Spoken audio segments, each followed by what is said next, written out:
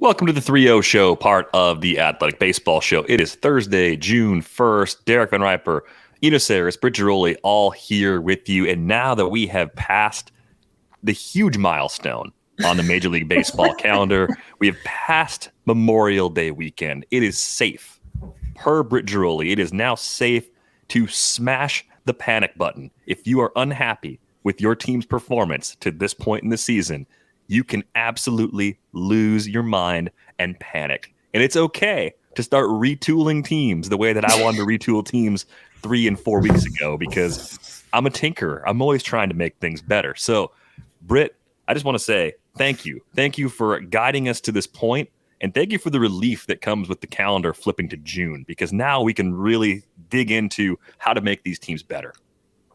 Look, guys, I'm just telling you what I have heard over and over again from front offices in 15 years on a baseball beat. Like, Memorial Day is the day. Front offices are going to start paying attention, so everyone else should start paying attention. So you're right.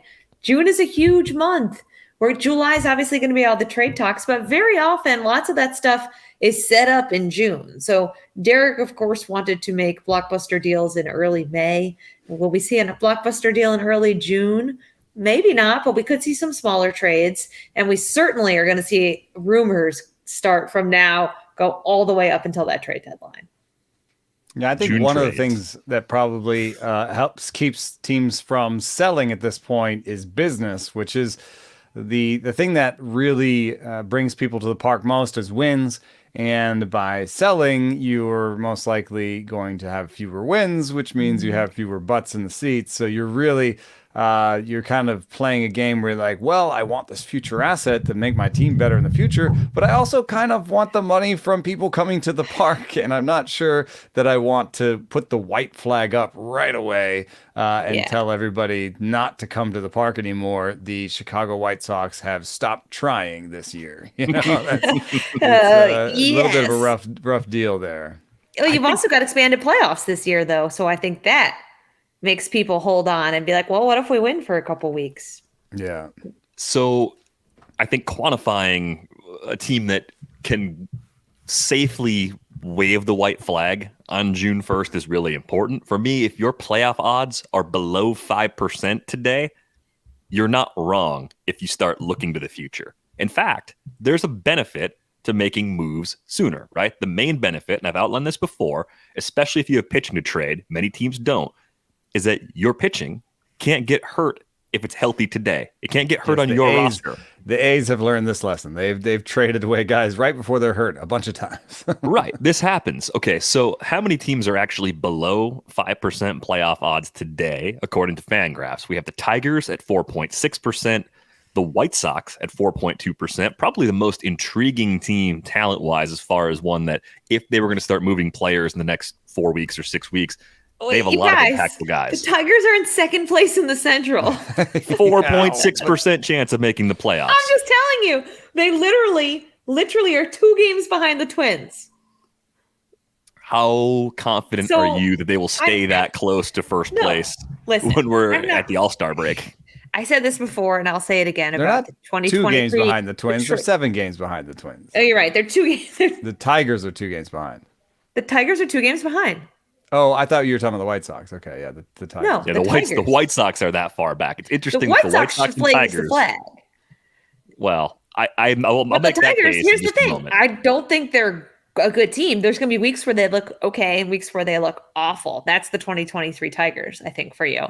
But with expanded playoffs, whoops, there goes the mic. With expanded playoffs, can they stumble in, or can they at least could they just like steal one? Yeah. Could they be for some of these teams, Derek, just getting a wild card berth is enough to sell their franchise, their fans that like, hey, we're going in the right direction, right? Mm-hmm. Like, you know, I think look at what happened in Baltimore last year. I mean, yes, they traded Trey Mancini, but they didn't do like a full gut job because they felt like, hey, we're headed in the right direction, even if we're not all the way there yet.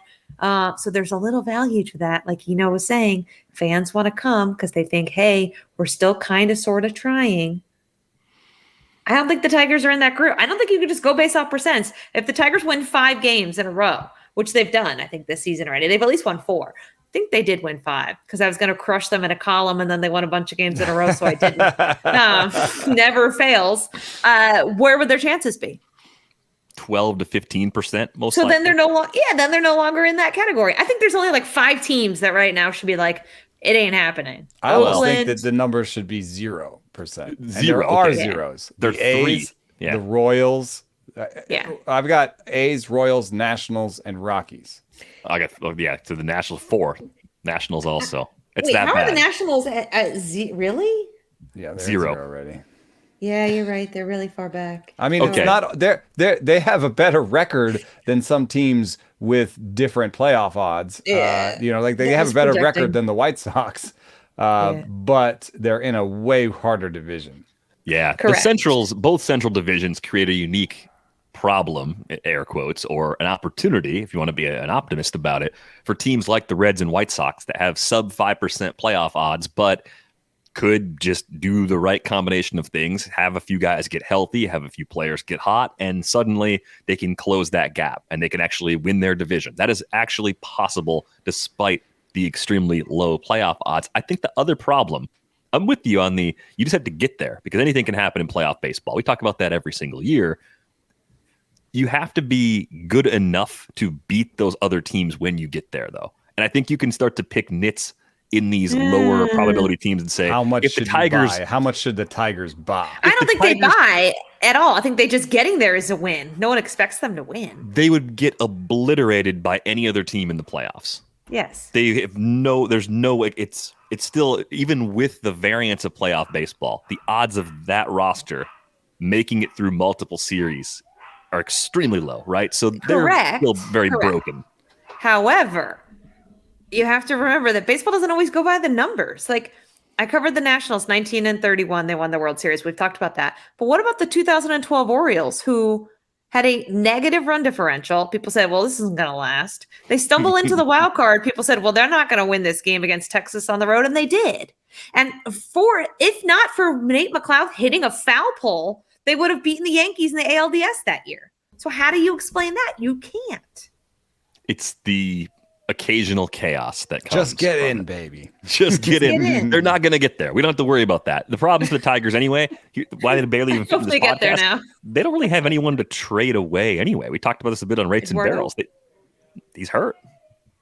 He Yeah, might but be don't out you think? for 6 to 8 weeks. Yeah. And if they have any Yeah, chance of it's hanging not around, they time have to keep trade him. Yeah, but he's still got time on that contract, right? Yeah. But he has an opt-out. After this year?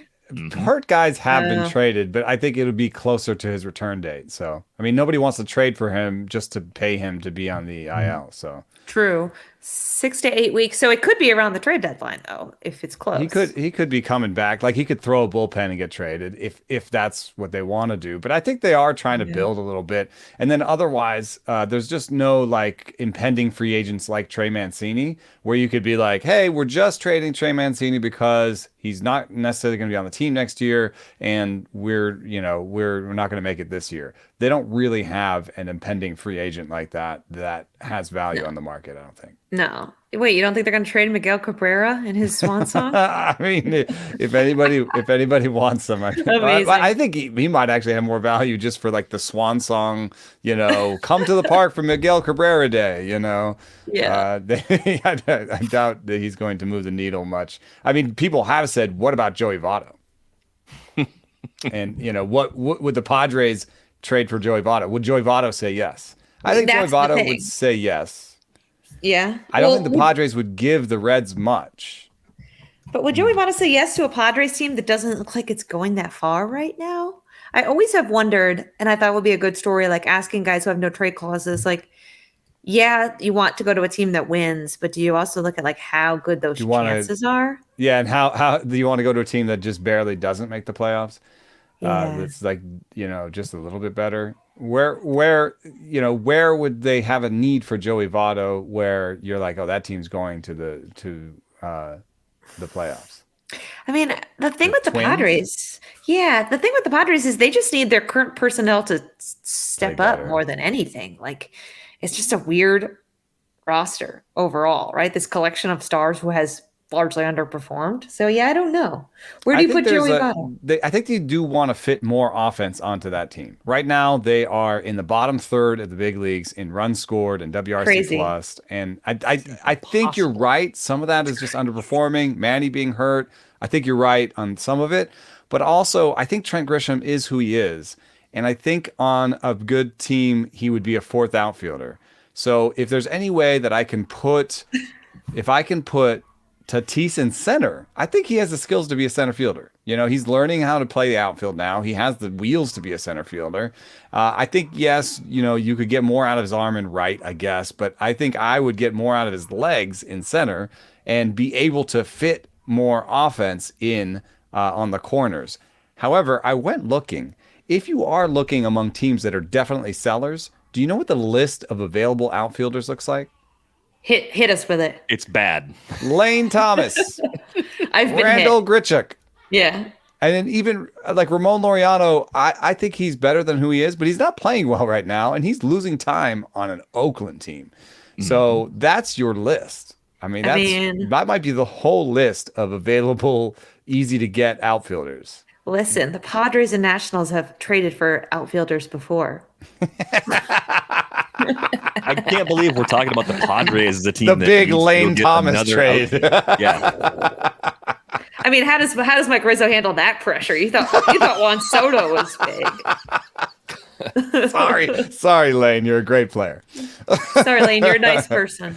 After what the You don't Padres deserve have this. done in the past calendar year, you want to give them one of Lane Thomas or Randall Grichuk or someone off that list. That's the move. I want to give AJ Preller Shohei Ohtani because he's obsessed with stars. And just imagine a team with Manny Machado, Xander Bogaerts, Tatis. I don't even think Shohei Ohtani's Ohtani. even being traded this year. No, he's not. But just imagine that team. Like he just collects stars. Imagine if they AJ didn't Preller. make the playoffs. And then they don't make the playoffs. Shohei'd be like, why'd I leave Anaheim? Yeah, right. I could have not made the playoffs there. I'm going to read headlines like Shohei passes Babe Ruth, homers twice. Padres lose. Padres lose.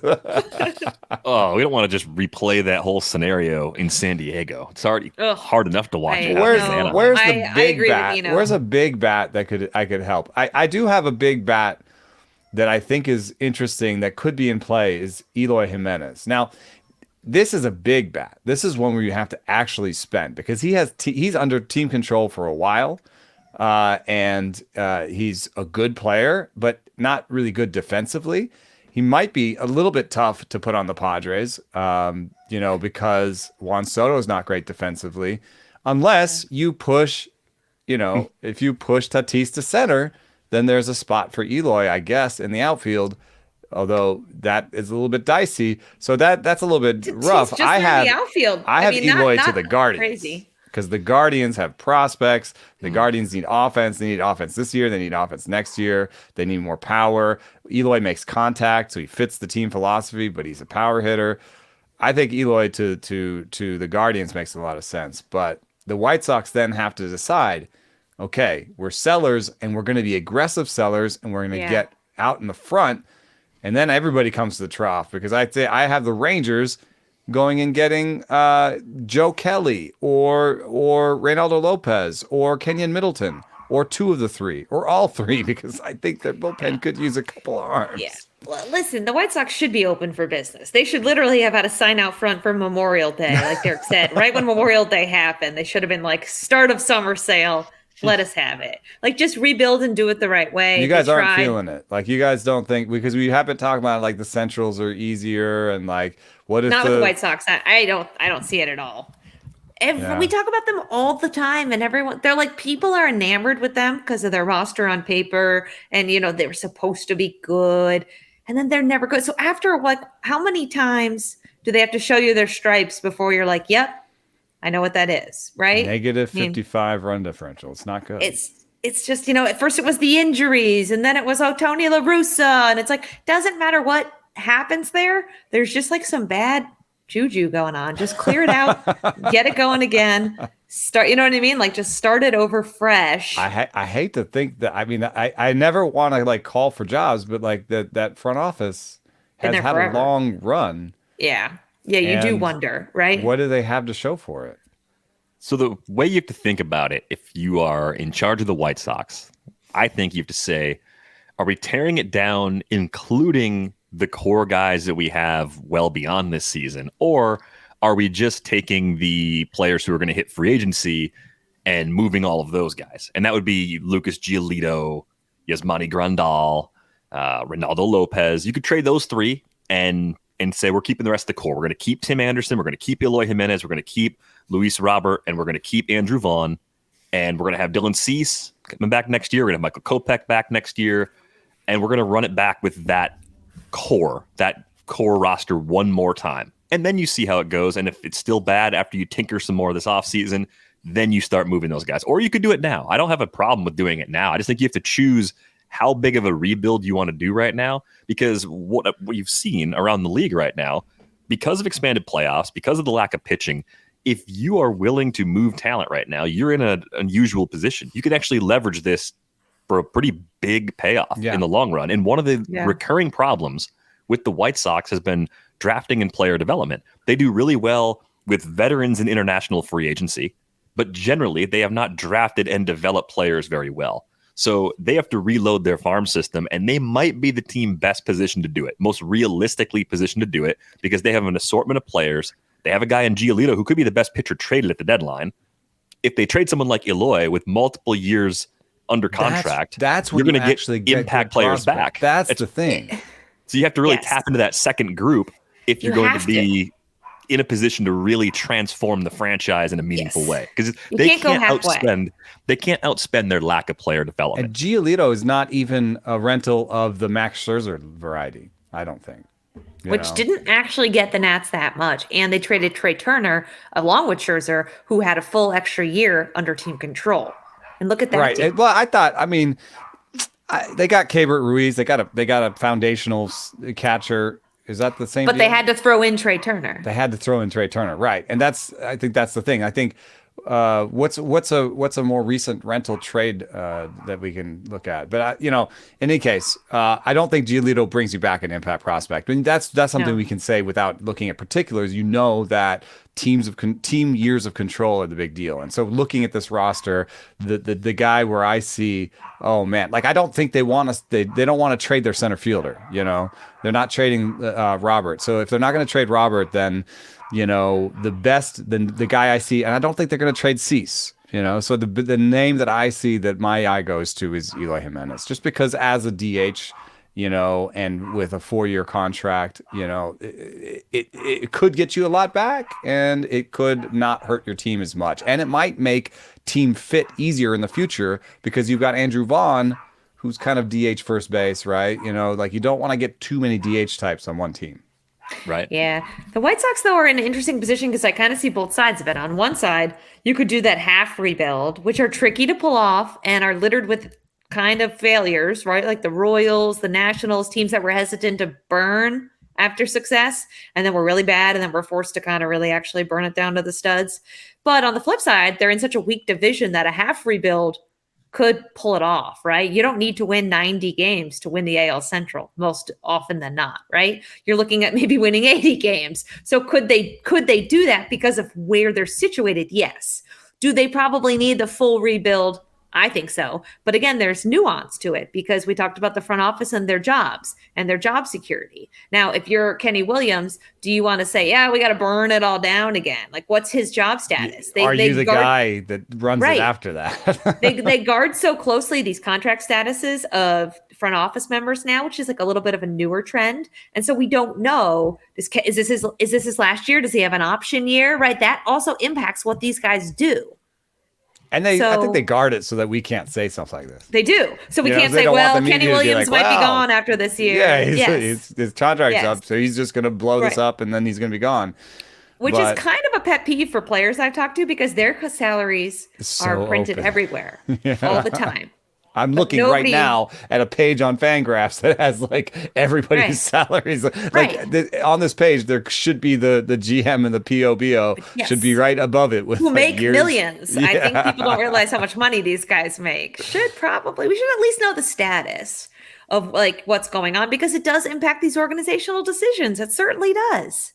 Would you, if you were an acquiring team, would you take Andrew Benintendi off their hands if it came with a prospect, or if it cost no prospect? To basically give up. So if you're a team like Texas and you just have holes in the outfield and you're okay spending more on payroll. Dodgers seem like, they do this fairly often. They'll take a guy that's just expensive. The Giants, or they have money, so they're just like, we just don't want to give you a prospect that's really any value. Yeah. I don't think I would take on Andrew Benintendi because I actually just don't think he's that good. Like if I thought he was a 2.5 win player with certainty for the next few years, I'd have no problem with it at all. The power is gone.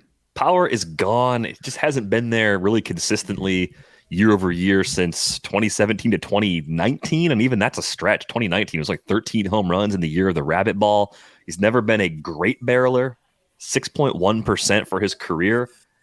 He's already 28. He's going to be 29 in July, and he plays the corner.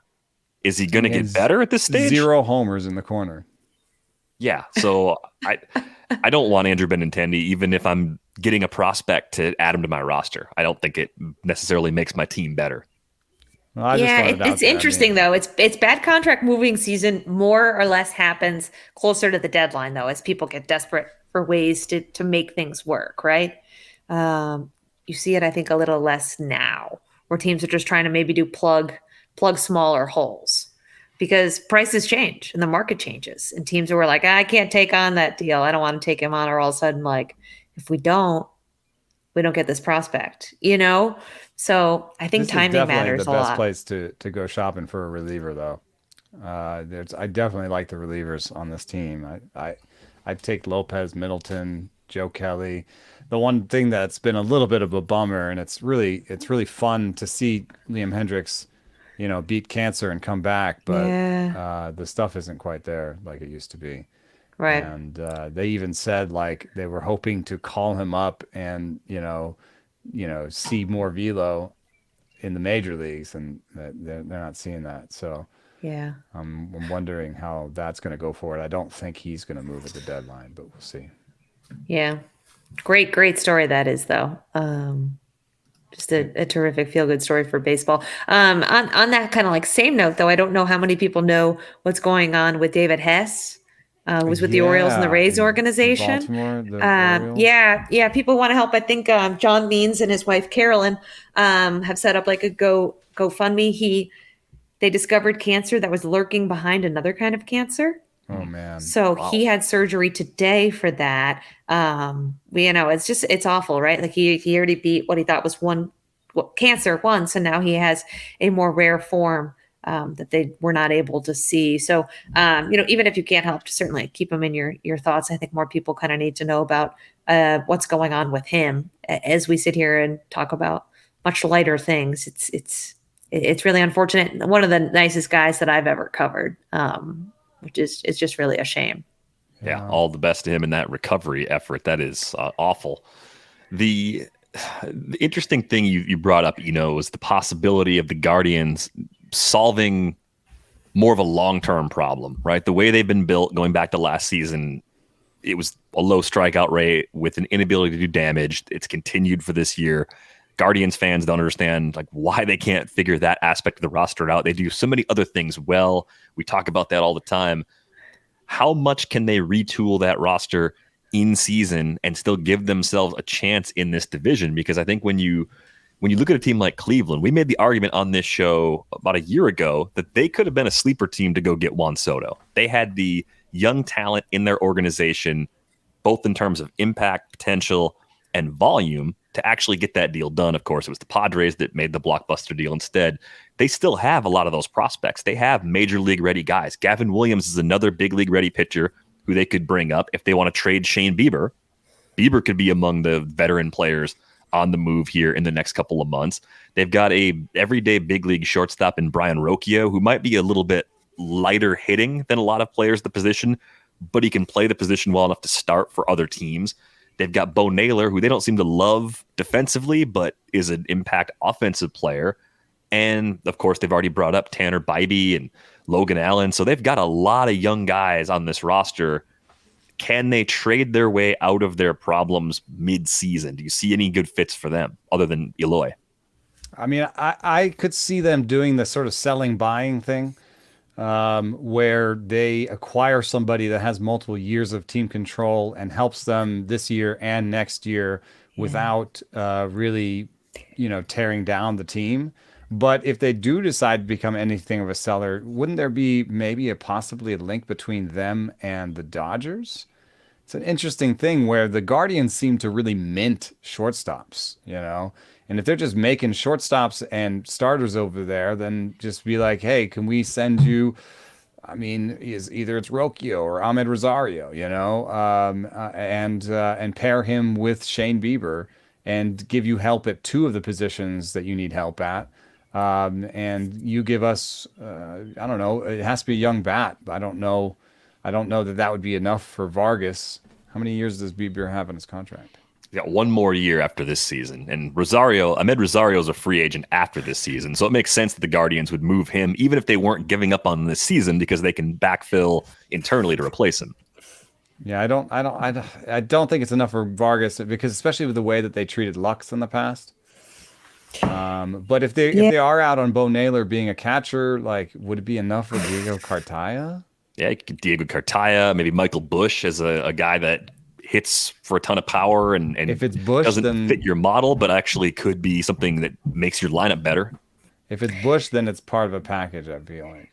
Yeah, I think Eno's idea of buying and selling is the most Guardian-esque possibility, because what they have to do is they have to straddle this line every year of not going all in, because if they push all their chips in, then they feel like payroll suffers for years and years. And you saw that, when they went to the World Series, you saw them kind of go do these things that really stretched them, and they knew it. They knew they'd have to get back to kind of being who they are for a while after that. Yeah. And so I think they don't want that to happen again. So the challenge becomes, how do we get better without pushing all of our chips in, without trading away? Like, certainly they have, as you guys said, the prospects to make a blockbuster move, to get this big time player, but at what cost, right? That's kind of always what they're weighing. So I think that they will look for that. They also are a little Raysian in that they look for assets who are undervalued, guys who they think they can get better because that's who they are. So they definitely need power. And it feels like a broken record. They've needed power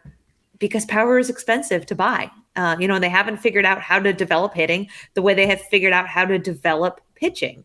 And when they do, I think we'll be like, God, watch out for Cleveland. Like, can anyone beat them, right? If they can figure out that last missing piece.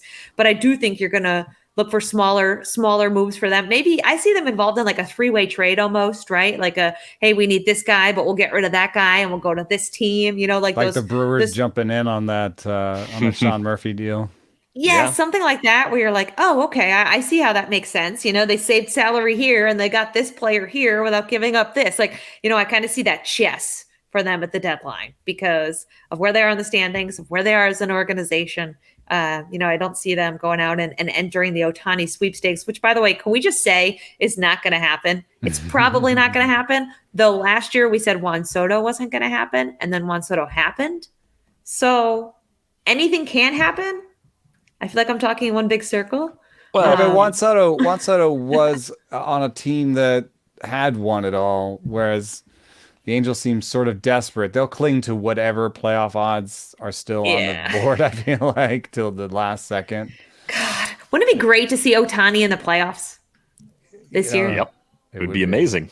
I mean, every year that goes by are years that you're like, we're wasting him in his prime. I'd love to see Mike Trout in the playoffs. Also true. But Mike Trout can't pitch and hit, so I would just love to see. Yeah, that would be cool. I wonder if they would take the gloves off on Ohtani in the playoffs and he wouldn't have any of those rest days. I don't know.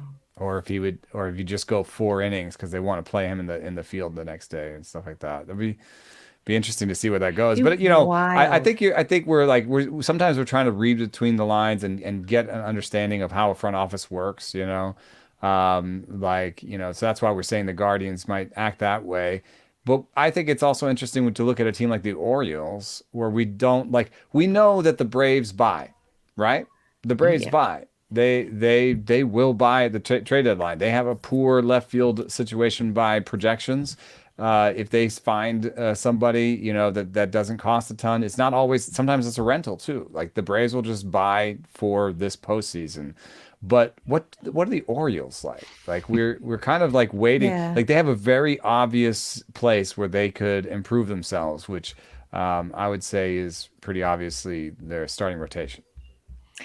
Yes, and we've talked about this before, that eventually they're going to have to do that. However, every time Mike Elias speaks, if you read between the lines, it kind of seems like most of the upgrades are going to come from Yeah. below, which is kind of a catch-22 because most of their guys down below now are hitters. They Yeah. don't really have this wave of pitchers that are big league ready soon. So again, he could be not the first GM to say something and then act the opposite. Totally. Yeah, but is it going to be like if he does make a move? And I agree, DL Hall is taking a step back. Grayson Rodriguez could be the Promoted. upgrade from within if he gets adjusted. Grayson Rodriguez, crazy story. Like apparently, teams have like used Hawkeye to figure out that he's tipping. So they're using like limb tracking to leverage that to find tipping. Really? Now. Well, he's also had command issues even before that too. Like he had a real problem strike to ball ratio, which especially as a young guy, it's like almost it's just really, really tough. Yeah, and he's thrown this cutter now that I don't think is a good pitch. So he's going down. He's going to try and find his pitch mix, I think, and figure out some stuff. But even if he comes back, I think even if he comes back, they have room for another starter to improve them team. But will they get the Giolito type rental? Or will they be more like the Guardians and try to find somebody that'll be on the team for a while? The Twins, as an example, by the way, are fascinating because they don't want to buy the rental and they've put real money and prospects into acquiring arms. Yeah. And it's really not worked out. No. Like that's sort of lost in how good they are this year is they traded for Chris Paddock, Tommy John surgery. They traded for Tyler Mahle, Tommy John surgery. Like it's not. Did they trade for Archer? He signed. They signed Sonny. Did they trade for Archer? Or they trade for Sonny. They traded for Sonny. They traded for Sonny Gray. Sonny's the one that worked out, but he's been injured too. Joe Ryan was the guy they traded for also. Ryan worked out. That one was a good one. Yeah. That's the problem with trading for pitching. With Baltimore. Just because you trade for it doesn't mean it's not going to get hurt. Like pitching's going to break if pitching breaks. You also have to wonder what do these other teams know that you don't know. Yeah. Right. That's always the case. I don't know. I think it's really interesting with Baltimore because if this is the beginning of what they think is their window, you kind of say, why would you go get a rental? Right. You've got Gunnar Henderson, who's the youngest player in the American League. You've got Adley Rutschman just coming into his own. We talked about Grayson Rodriguez, who will be a big part of their future. You've got a very young team. And this is kind of the beginning of what you think is going to be a fruitful couple of years at least. So if you trade a rental, it's going to cost you less prospects than a guy who's certainly under team control. So you do maintain more of that farm system that's so well thought of. But if it doesn't work out this year, what was the point? Are you any better for next year? And you've lost prospects, right? So it's really an interesting thing for Mike Elias to juggle.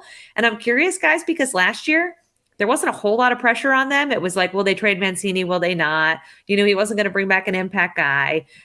This is really the first trade deadline, I would say, that Mike Elias has had a lot of pressure on him to improve the team, right? To go all in. And I'm now really they're curious like, you've how been they good for a handle it. couple of years now, dude, and you have like pretty obvious flaws, and you're in a really hard division, but you're second. And you didn't spend any money this winter, and people, and you came out and said you were gonna, and people were upset about that. So, I'm really curious. To me, they're one of the more interesting teams to see what happens at the trade deadline because of that. Do you believe in this team? Do you not? Well, how much is ownership gonna back them? They've said for years when they got close, they would spend. Well, they're here now. So, yeah, I think you can really understand the difficulty of what they're facing because they're 4 games behind the Rays right now. They're in second place in the AL East. They're 14 over 500 on June 1st, which is probably better than even the most optimistic Orioles fans would have penciled them in for these first 2 months. And it's a 41.9% chance of making the playoffs because of how good everyone in that division is because of how tough that path actually is, and because I think there are still some holes in that roster that the projections are unsure of. The starting pitching is the biggest one. If you put the Orioles in the group that also needs starting pitching, I don't think that's changing in a year or two from within, because they've been banking on Grayson Rodriguez and DL Hall to be a big part of their 2023 and beyond core for years now. And they need a little more beyond that. Bieber, I think, is a good fit for them because Bieber's not a rental. Giolito's a rental. I think if you're the Orioles, your window is just beginning to open. You've just started opening that now. Unless you're getting the super discounted rentals, and I think of Jock Peterson a couple of years ago, all the moves Atlanta made the year they won the World Series. Atlanta's good at buying these rentals and just being like, we're not going to give up much for them. We're just going to rent them. Eddie Rosario was really bad that year. Jorge Soler, all those guys they just added for nothing. Then they won an impact. They won because they found the right spackle that year. That's sort of what you were talking about with the Padres earlier, right? If you want to add Randall Grichuk, Lane Thomas, move the headlines, but a Randall Grichuk might really fit that team well. He's a righty, It might make you a little better, while the thing that actually makes you a lot better is just the players you had the whole time doing what they're supposed to do. So it works because then you didn't overpay for help you didn't necessarily need. And I think if you're the Orioles, you've got so many great position players coming up, not enough spots to necessarily play them all. You line up really well for pitching that can be around for more than this year. Yeah, I guess so. It's a recurring theme on the show all season. We've wanted the Orioles to trade for pitching that will be there beyond this season. Yeah, that's true. Yes, true. We have. Derek wanted it to happen in April. Luzardo. Yeah, we put Jesus Luzardo on that team. Now we're putting Shane Bieber on that team. Anyway, but I think it's also interesting, just what you just said. Why not maybe do the rental and just not spend like Marcus Stroman or Lucas Giolito? Maybe it won't cost that much to get those guys. And then you keep all your young bats, and then maybe you spend on pitching next year like you said you would. Yeah, no. But it's tricky, right? What if this is like this great, teams have sometimes ahead of their timetable, right? Teams sometimes beat when they think they're going to be good. Tampa Bay in 2008. Their year was supposed to be 2009. Well, guess what? It was 2008. They went to the World Series that year instead, right? So what if the Orioles say, well, we'll do it next year, which is essentially what they said last year. We don't believe in this team enough to upgrade, even though they were sneaky kind of good, right? Mm-hmm. Especially towards the end. So if you're doing that again, you're now banking on everybody being healthy again. What if Adley Rutschman gets hurt? What if Gunnar Henderson gets hurt? What if something happens to Grayson Rodriguez, right? You just don't know. There's that element. So for me, why not make this team as good as it can possibly be? To be 4 games back of the Tampa Bay Rays, who played at a historic clip to start the season, is ridiculous. You have to think that you like your chances against pretty much anybody. They went into New York Yankee Stadium and held their own. They win a series. They sweep Toronto. I mean, if I'm the Orioles, I'm like, you know what? This might be it. This might be the season. Let's go and let's upgrade this team, not just now, but for the future. So let's be scary for a little while. Let's not do the one toe in thing. Teams are so sometimes risk averse, front offices, and I get that because everything gets scrutinized and, you want to be able to defend everything that you do. But sometimes I wish more GMs would act like AJ Preller and just say, let's get the stars. YOLO. Let's get the stars. Yeah, let's just collect them and see what happens. And once in a while, that works out. And when it does, it's amazing to see. So, I'm okay with them trading away some of their prospects right now. This is about the big league team. For the first time in 5 years in Baltimore, this should be about winning and nothing else. Yeah, I think what we're also going to see that's going to open up more possibilities for the buyers is the teams that are in the uncertain middle right now. These next 6 weeks are going to nudge them one direction or the other, right? So if you take a team like the Cubs, because of the division they play in, if they play well between now and the All-Star break, they might actually talk themselves into doing the rental thing because it won't cost much. They have long-term talent coming. And if they win the division and sneak in, they can do what you both suggested earlier and just be there in October. And that's a big step forward. That's a win in and of itself. So how things play out for them is a big deal. The Red Sox, they're kind of in that danger zone right now. Under 20% playoff odds in a tough division. If there's a starting pitching market and Chris Sale gets added to it, he's the best starter available if he's pitching well. So that changes things quite a bit. Maybe James Paxton helps someone. He's not going to bring a lot back in trade, but at least you have something that people want that you can trade that makes you a little better in the future. So they're one of those teams we have to watch pretty closely. I think even, the Angels and the Giants, some of the teams that are higher up in playoff odds, if they get cold enough, the Giants actually have pitching to trade. Like that's one of the things that they could do that would also help them in the not so distant future, trading some of their starting pitching. So a lot is going to be determined. And this is the answer to the question, why aren't teams more aggressive earlier? Well, because you want to learn over 3.5 or 4 months how good your team really is before you give up on a year, because giving up on a year is a big deal.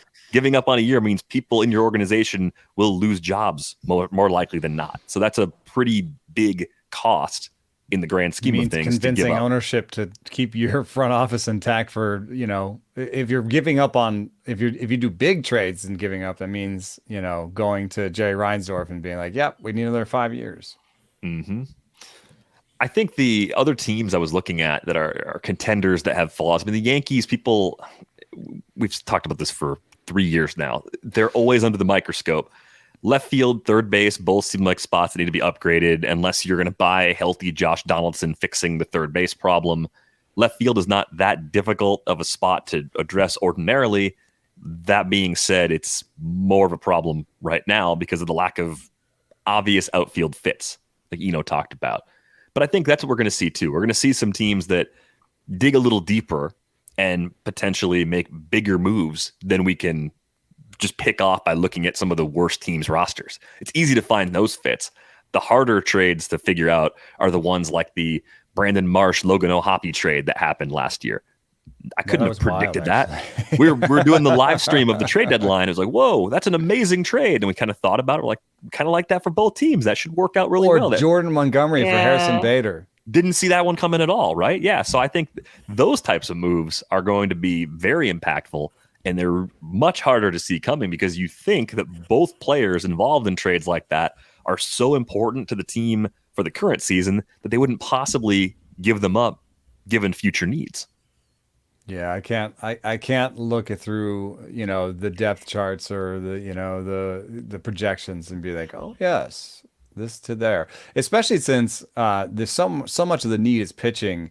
And when you talk to teams, they just don't want to trade their pitching. So, that's why the Jordan Montgomery thing was so remarkable. They decided they had enough pitching depth to make the playoffs and that Jordan Montgomery wouldn't be in their playoff rotation and that they could use a center fielder this year more than they could use a starting pitcher last year.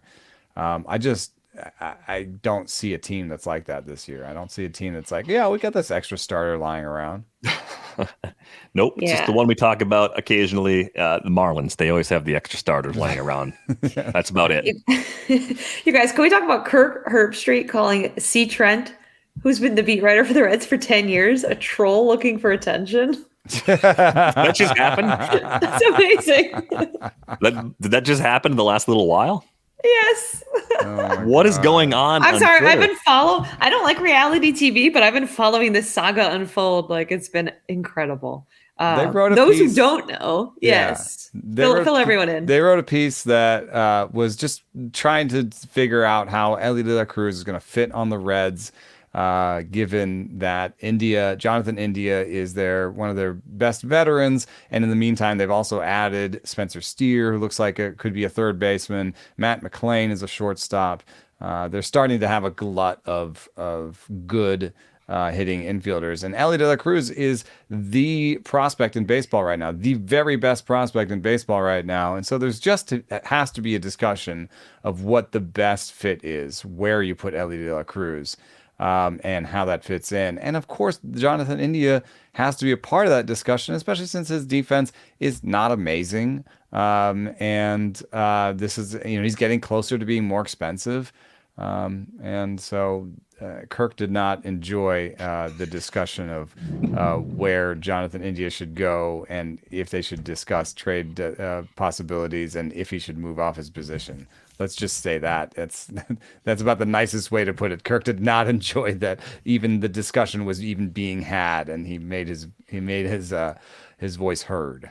This is correct. Unbelievable. Like, so there's so many layers to this. If you dig in, it's probably just a little too inside baseball Twitter for a lot of people. But Yes. Number one, like, why is a national broadcaster for football like fighting with the Cincinnati Reds beat writer? He must at be The a Reds Athletic? fan. He Must be a huge Reds fan, right? But he also his last tweet an hour ago, I don't even know who you are. How could you be a Reds fan And not know. have read? Right. Trent's not new to the beat. No, He he's also one of the longest-term exactly beat also writers. before the Athletic, even if you don't like he wrote for newspapers. So Yeah, It's yeah. Cincinnati. Yes. yes. Like, I'm read the bylines, everyone. Like, learn a little bit about the person Amazing. writing the stories that you're reading, but both at the Athletic and elsewhere. Like, just Right.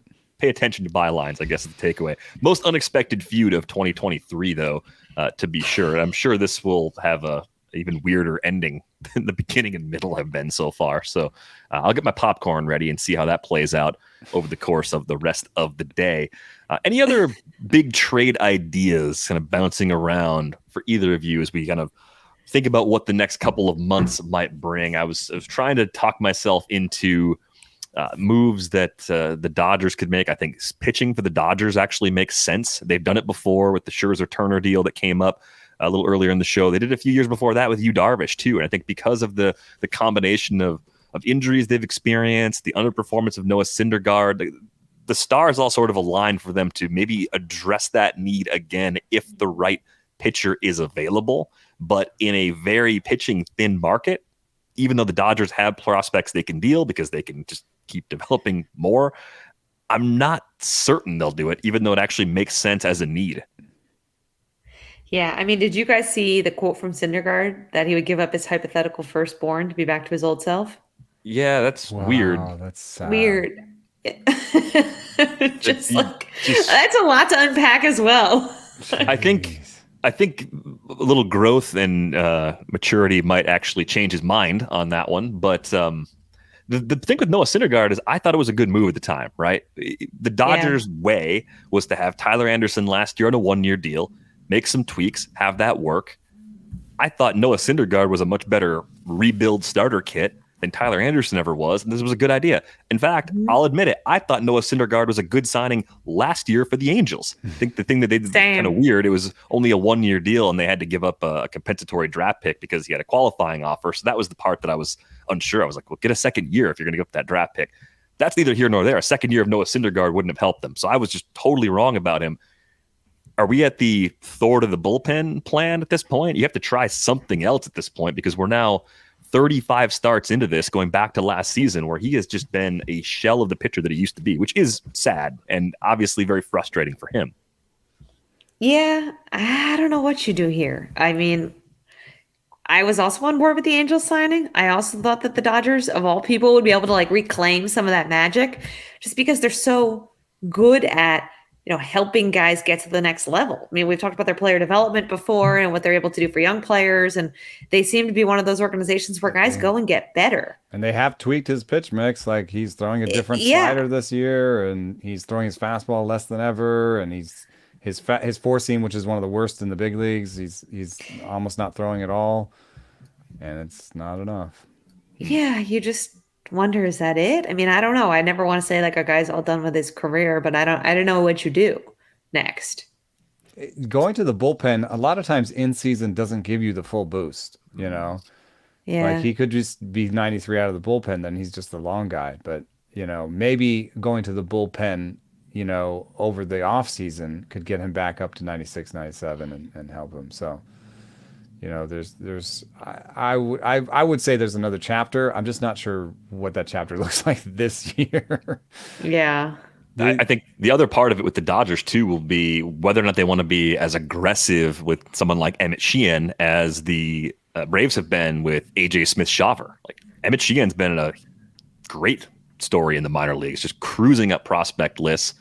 Bobby Miller's already up. We've seen Gavin Stone debut this year. He'll probably get another chance, even though it didn't go well.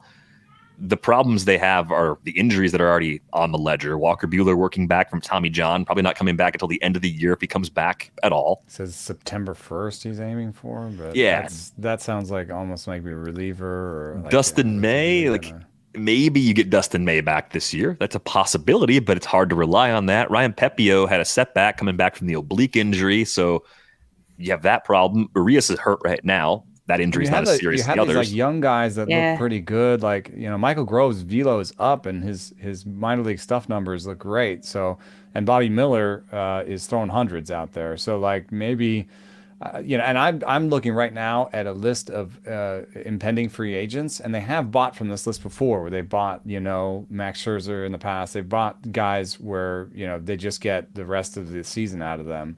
And they've done that, but the only name that sort of moves the needle at the top of the lineup, top of the rotation for me, that's available, because I'm not sure Giolito is Aaron Nola. Well, and some things have to happen between now and the end of July for the Phillies to be willing to trade Aaron Nola. I was gonna say that's a name I really haven't heard as an available name. I mean, I don't think he's available, and the Phillies aren't fully out of it or anything, but it's a tough division, and like you said, there's like that cold run and that hot run. Like if they have a cold June. And Aaron Nola's the contract conversations, extension conversations aren't going well. They may see a different way out of that situation than we expect. I don't know. I mean, otherwise, when I'm looking at the guys who are impending free agents, a lot of them are on good teams, right? Already. So like the Padres aren't going to sell Yu Darvish right now, I don't think, and they got Blake Snell too. And then there's a lot of guys with options that, the teams will probably pick up their options. And then there's Lucas Giolito. And then there's just Aaron Nola is just staring at me. As it stands today, Phillies 25-30. They have a 29.4% chance of making the playoffs. So, yeah, I mean, they're more likely to end up in the trading players away group than the adding players group. But I think when you start to identify their longer range plan and what they've put together, their aggressive spending, the players they have right now, giving up on a season doesn't seem like something that fits the core they have right now. After either. Just signing Trey Turner all that money. It's I think and the way Middleton operates. Yeah. The Phillies would be more along the lines of that team that would do the, hey, we're kind of just trying to get there. And once we get there, we know we can do plenty of damage and we're good enough if we're there.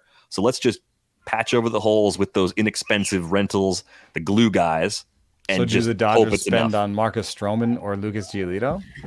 I don't think Stroman's going to be that much of a windfall trade-wise for the Cubs because he has an opt-out after the season as well. And I think opt-out's always really going to make things tricky as far as dealing players mid-season. He told Ken Rosenthal recently he didn't want to be traded. So, I don't know. That's Marcus, right? Yeah. Yeah. But I do think he might opt out because he's having a good season. Maybe he'll use that opt out to as leverage to sign an extension or something. Yeah, tack on a couple more years. Sure. It's good if you can pull it off. Anybody else we haven't talked about? The Diamondbacks are kind of interesting because they're not. Yeah. They're similar to the Orioles for me, where I thought they would be. I thought this year was going to be like the 2022 version of the Orioles for the Diamondbacks. And they're a little ahead of that right now. I don't know if that's going to continue. Even as someone who likes this team, 10 over 500 entering play today, only a half game behind the Dodgers in the NL West. They're sitting with a 59.1% chance of making the playoffs. It's better than the Padres and better than the Giants on June 1st. So that feels pretty good. If you are trying to push the Diamondbacks into the postseason, and I think it would be a big deal because that's a little ahead of schedule. How do you upgrade that team? The bullpen for me is one area where you want more firepower for sure. A lot of contending teams you can say that about. I think the Diamondbacks and Rangers are both in that like, whoa, that bullpen really does need more. But I think the Diamondbacks bullpen is worse, and I think it's pretty terrible actually. And I think that one acquisition can make a big deal. And they seem like the perfect kind of team, the way they're run, the way they've been run in the past, where they are right now, how much they like to spend money. This is the perfect team for a rental reliever. That's going to be their big acquisition. Is going to be a rental reliever. They're going to go get a rental reliever. Maybe it'll be Liam Hendricks. That's under contract for a little bit. Maybe they'll spend a little money to have somebody for next year too, if the velo pops up. But otherwise, I see them acquiring one of those White Sox relievers. It seems like the easiest spot. The other thing in all this too, with teams that need bullpen help, we're probably at the point on the calendar where teams that are the clear sellers, we've already talked about them at the beginning of the show, could take starters and see what happens with them in the bullpen. I think back that's to the Dre Jameson, Drew Pomeranz a few years ago. Yeah. Remember Drew Pomeranz when they made that decision to flip him into the bullpen, and he was just a completely different guy, and all of a sudden you have an impact reliever to trade. That's something that teams that are not playing for this year could actually consider doing right now. Yeah, I'm looking through the guys who could be. I mean, Jacob Junis is sort of in that spot, and he's a free agent.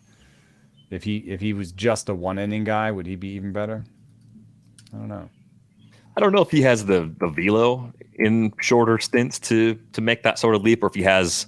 Does he have a good enough secondary, or where you just throw this? Yeah, I mean, he's got that big sweeper. Yeah, he sweeper's good enough. Like 50% of the time. Yeah, it's a good pitch. I'm just wondering what his velo looks like if you just kept him to one inning. There's not that. In terms of guys, the Pomeranz is just a really interesting situation because it's injuries that sort of led to him not having a real big resume as a starter. And so, he had been a starter and a reliever. So it was like, well, the only way he can get you back and the only way we can get something out of you now is as a reliever. Who is Mike Clevenger at all like that? Like, could you just make Mike Clevenger reliever? But then you've got like 8 relievers to sell. I don't know. Like, they need a starter more than a reliever. So yeah, I don't know. I mean, the good thing is that's going to be a topic for the next 8 weeks, right? Things are going to change. There's going to be huge injuries between now and the trade deadline, and then all of a sudden we're going to hear rumors that somebody we thought wasn't available is going to be available. So. It's going to be June to me is an underrated, interesting month in baseball. So much can happen before we even get into July, which is just filled with, the All-Star break and the trade deadline. This is a huge month. As Derek said, feel free to hit the panic button if you don't feel like your team is playing well. Plenty of people have hit it already. They were too early to it for a bunch of clubs. But I think the last name I'm just going to throw out there before we sign off, if there's any way that your team in need of pitching could trade for Carlos Hernandez from the Royals, that is a move I wholeheartedly endorse. I don't care what role you use him in. You can try to stretch him back out as a starter. I'm okay with that also. But at the very least, a reliever that could help you in a big, big way in shorter outings. So I think he could be a closer on like 10 teams right now. I just can't believe the Royals use him the way he's so good compared to so many of their other pitchers, and he's just kind of like this extra guy for them right now. They treat him like an extra guy, but he could. I think with the really command he's shown in the past, I might leave starting in the past. I think this is the guy. This is the Drew Pomeranz in a way. This is the guy where you get him and you're like, I got a closer. I'm on board though. I want if my team needs pitching. I want my team to go get Carlos Hernandez because I think he can be good for a few years. We are going to go on our way out the door. A quick reminder, you can get a subscription to The Athletic for just $2 a month for the first year at theathletic.com/baseball show. You can find Eno on Twitter at Eno Saris. You can find Britt at Britt_Droley. You can find me at Derek Van Riper. That's going to do it for this episode of the 3-0 show. We are back with you on Friday. We always get the green light here.